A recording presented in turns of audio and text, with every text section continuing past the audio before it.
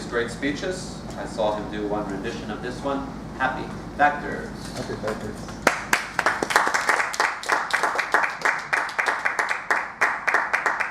Thanks, Mr. Toastmaster.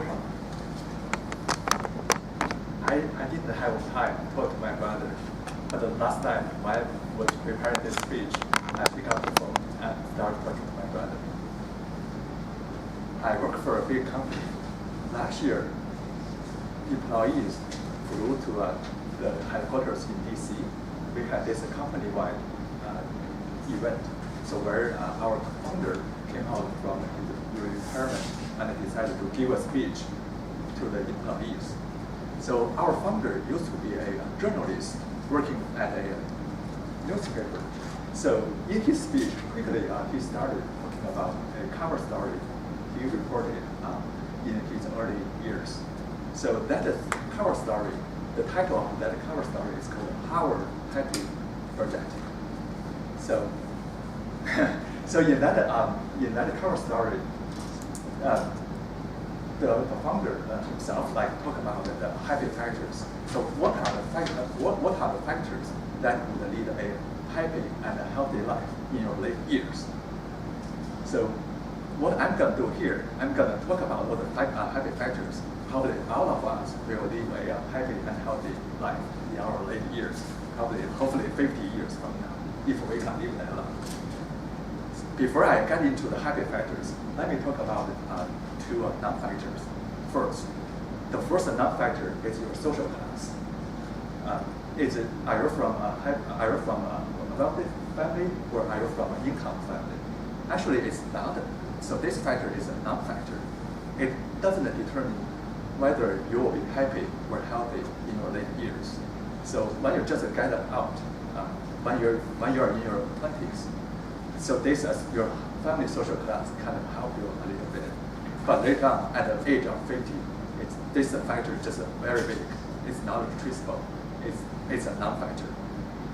Second non-factor is how well you did in your high school.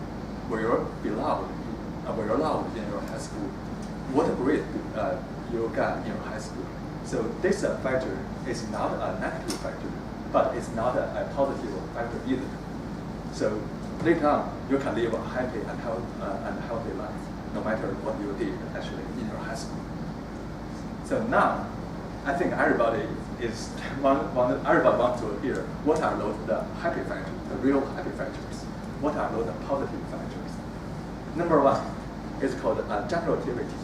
Generativity means the discipline or practice, how you can build relationship with your next generation. Your next generation could be your own children, could be your young friend, or could be just a young employee, your mentor at your company. So the Harvard research project shows 93% of people who live a happy and healthy life in their later years can build this good genuine relationships with their next generation. Happy factor one, generativity. Second is called adaptivity. What is adaptivity? So everyone has frustration. So it depends on how you can deal with the frustrations. Do you have an attitude of blame, or the attitude of withdraw from your job or from your life? That's a very bad situation. That's the second factor. The third factor is called your capability to build relationships with your wife, with your husband, or with your siblings. So this factor is very hard, very challenging. This is a gift not everyone has. So you should spend you should put in your real effort to build your good relationships with your spouse or with your siblings.